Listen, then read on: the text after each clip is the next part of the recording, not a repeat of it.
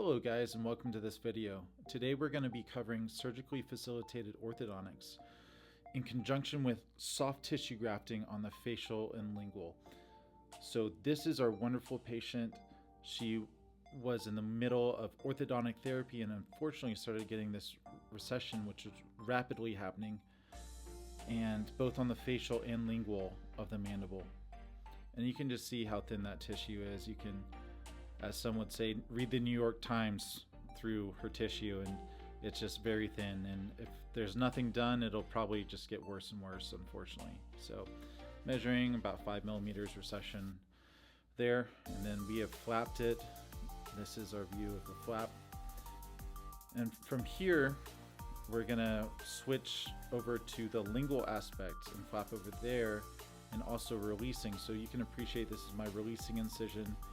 Very careful here with the arteries. You don't want to cut those arteries.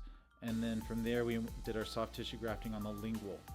So not easy access, was a tricky procedure in itself here, but that was part one. So now we're going to go to the facial and start our corticotomies for the SAOO. So here we are using the piezo knife to do that, making small precise incisions in the bone, and this is going to help soften the bone, help the teeth to move about twice as fast as they would just conventionally, and help to get about twice as much movement as you could with conventional orthodontics. So here that is finished up, and from here we're going to start our grafting on the facial. So we have our soft tissue grafts on the facial. So we don't always do a soft tissue graft at the same time, but in her case, her tissue was just so thin, I felt it was appropriate. And then beneath that, we are doing our bone graft, which is allograft mixed with PRF.